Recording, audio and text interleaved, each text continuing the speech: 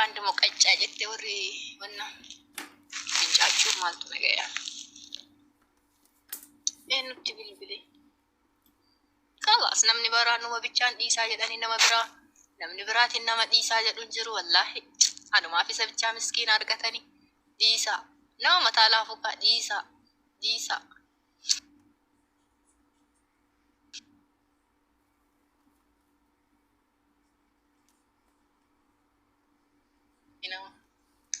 anu matan anu ma rabbitti ergi dhiisa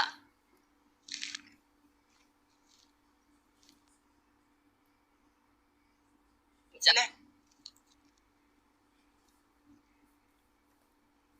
network no ero jar sab jarti network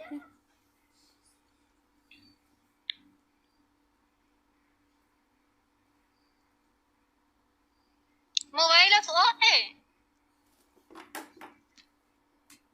تعال شوف طب انت ليش دار المكان تبعوني يجي واحد نادي هذا نفس الشيء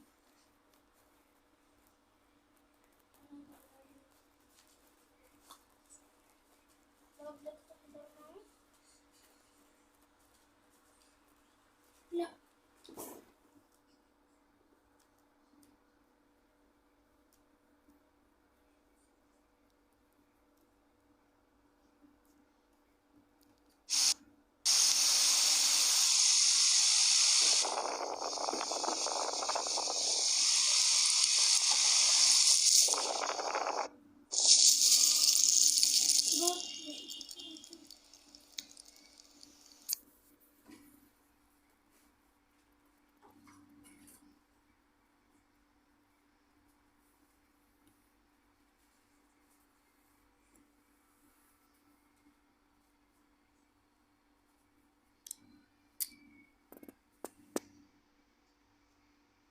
بومزة خلاص هجرة ده ما كاميرا دراجة جتنا ما ميكر رفاسه وانا اركاكا بغادي ديسا يون الرجل ابان والله لم يفاتي سلكي بلا رد ولا لي بيزي لقول حجرة ليك والله لم رفاتي شنو رفاتي انا فتو بك جرا والله ونكنا وكن جلا دبني ورفين بول تم كوانا تويكا سلكي رد ولا لي بيزي لقول نموت كيسي نمي لي بيجي لما تقول تقول جرا بيته يا انجر جري جروا تم ما جندا كان ادان كنا والله يوم رفين بول نيو ربي سواسيتو بالبلنا تدا لايف زين جرو بيز اتي ناري رويتا ارتو سرام بريد الأولاد امسكي ايش يعني أحمد والله ناري namni keessattuu natu keeyyette ashittiitu atamma sanii fi tuqamte jettee naariin maafish mushkila ani rakkoon qabu anaaf jettee tasuma yoo mufate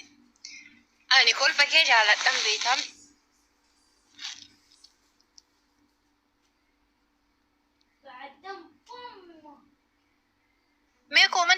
mee koomantii cufi si laala ايوه رفيقة شوفين عندك كتير ايوه اهلا وسهلا فيك شو اخبارك يا حبيبي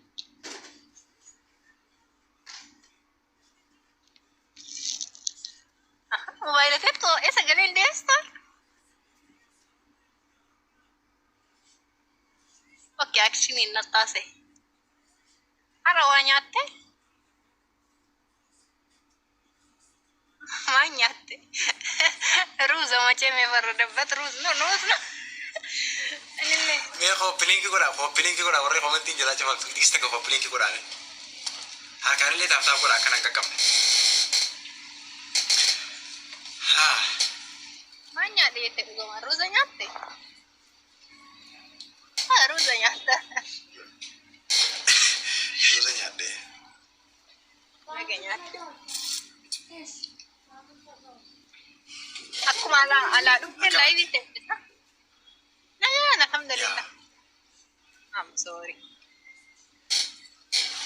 Sila gize sila galgala sena yitura ifa tikisho lobra ifa kan takhenya kan tikisho damante male ani beita wani na debu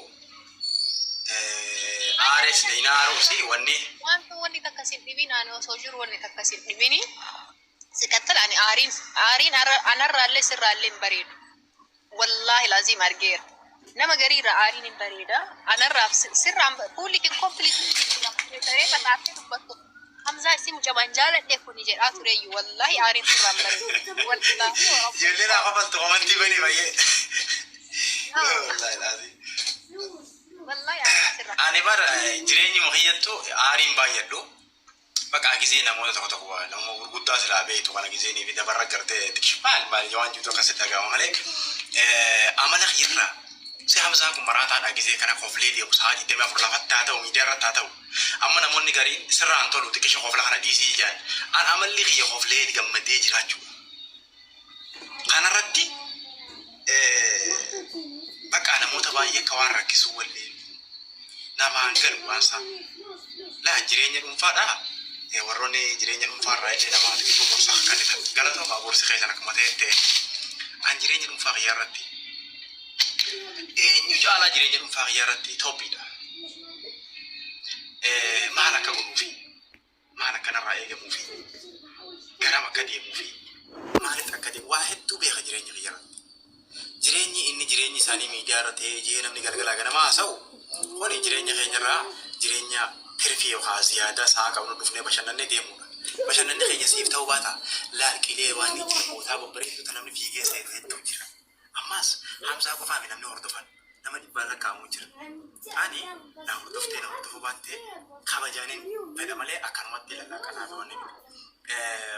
siitaa hojjetee sii ta'uu baata maasalaama namoonni yaadni kiyyan taaneef ani yaada keessanitti isin bu'u. Yaada dhuunfaa kiyyaa qabaasen maal namni kumaatama lakkaa'amuun gaafa waan attime yeroo saniif dhaggeeffadhee laalee yaada nama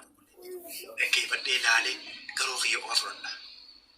Garuu yaada namarraa inni kun ni ta'amoo inni kun hin ta'u waan jireenya kiyya irratti ni beeka waan fedha irratti. Yaada dhuunfaa kiyya irratti hojjedha waan hojjedhu. Kanaafuu namoonni jireenya dhuunfaa miidiyaa gubbaa godhatanii maal galgalaa ganama ittanii rakkattan. Akkuma miidiyaa gubbaa wal fidanii miidiyaa gubbaa wal geggeessan warri ittanii rakkattan wallaahi rakkatina. Guyyaa tokko isin gad dhufnee rakkoota nu furaa namni isin jiru taasuma jiru. Isin ta'a dhungadhaa jiraadha. Jaalaltiin an fidee isin barsiisu addunyaa kana miidiyaa kana gubbaatti isin taati furadhaa. Isin ta'uu baatti isa biraa deema. Dirqamaan namni guyyaa tokko hamzaa waan akkanaa godhaa isin jira hin jiru. Gammachuudhaani waan bareedu ta'e. Ani waan caalaa waan isin taasoo qabu jijjiiramaa garuu. Ammas warri gamana gortanii gara nama tokko bakka baay'ee mul'ata wanni kun amma gaafa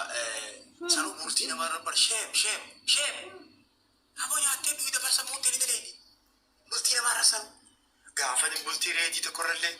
gara kaan reetii arrabsa kaan jaartii reetii taan arrabsa kaan jaartii reetii tan arrabsa aboo waa hedduu jira bara wanni dalagan borosirra geggeessan wanni kana hirbuudha nama lama ka wal jaala jidduu seenuun hirbuudha ammas. Amma naafaa asitti wal jaalanne namoonni waan kana keessa seentan hirbuun borokka isin qabdu beektanii akka feenee wajji jiraannee akka feenee wajji dabarsinee maaltu isin galcha sii ta'uu yaa akhi nama wal jaalate waliin balawwani dadhabda balaw keessaa jiifiteeti fiigi bayi hophee osoon kaatiin jittuu bayi nama ka wal jaalate hedduudha. Nuti nama waliin finneetis beeyna nama jidduu seennee nama jidduu seenee waa hedduus agarree as geenye namni agarri hin jiru waan kana. Maaluma gootanii rakkattanii nama jidduu seentanii dhibaartan. Eshi namni kun gaaf tokko maasi garaa kana keessa maaliif hammeenya walii keessa yoo firii taatanii jiraattan maaltu isin dhaga'ama. Haganuma walii ciisa dhabaa namni haganuma. Wallaahi waa'ee ashittiitii fi waa'ee kiyyarratti an nama dandeettii qabu tokko nama laaleetuma hunda akkanuma calju tokko malee wallahi meeshina ta'anii keessaan guruppiin akkanaa ta'amte akkana godhuu qabna akka isaa wal jibban wallahi waa dhibba takkaa gata waa dalagame waa dhibba takka akkuma nama sitti dhaamtu si yaadu akkasuma nama san keessa taa'ee namni kheyrii si yaadu way dhabama meeshina isaan ta'an kana keessa takka hammeenye wanni isaan dalagan takkaa naga'uu hin dhabde garuu guyyaa tokko gabbee dubbadha guyyaa tokko gabbee dubbadha wilis qabrii seenaa malee dubbadhu maaliif hojiin irraa eegamu hojjedhee isaanuma yaada akkasii qabu garaa gubu kaayoo بتفضل jireenyi kiyya gaafa namni inumaatu jireenya kiyya kaninaan anummaan koflee gammadaan jireenya kiyya bareedaa fuula duratti jiraachaa jiru kanarratti gaafa ati dhuftee sababa wayii afaanii qeeqaa wayii waan biraa bitte anaaf bara maslaada wayii tolchaarta darajaan irra jedhee ol ba'aa jiru maaliif ifrakkitan hay afaan wallaalleetii bar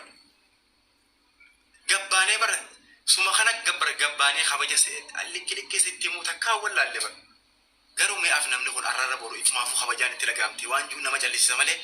gaafa duriyyeen baalagee namnis bakka namni yakka akkanuman namni yaa'eetuma namaarra waa'ee jireenya dhuunfaa adda addaa qabna wallaahi jireenya adda addaa qabna ammallee wallaahi jireenya adda addaa qabna isinitti maan irra deebi'e guyyaa tokko harkara naafaa isin hin jenne guyyaa takka rakkoo tana gargaara hin jenne guyyaa takka jaartii biyya tana akkaan jaaladhuuf na gargaara takkaa isin hin jeen beekan akka isin amsaa jaalattu guyyaa tokko gargaara namni isin hin jeen jiru waan fedharra jiraachuudhaaf mirga keeyyaa beeka isii qofa ajajni ati as gubbaa kan nuti ajajni ati asiin nukkanitu hin jiru waan kanarra jireenya dhuunfaa kiyyaa irratti ajajni abbaa kiyyaa akkanan dhoorgine isinitti himaa baraan irra deebi'ee Khalifa seene wattu ajajni abbaa kiyyaa kana waan kanarratti oh my god ay bannaate nadibaan bilaal jaziiraa seeni Khalifa ergimeeti naafitu jide waan ta'e baay'ee bakka jireenya kanaa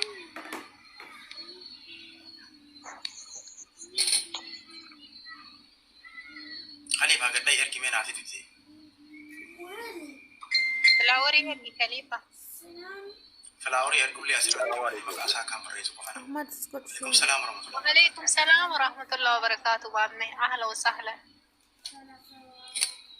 Nagaa keessanii anoo waan akkanaa kanatti siquu nan baqadhaan siloma miidiyaa kanarratti callisee yeroo tokko lama وأنا كراهت تسيقون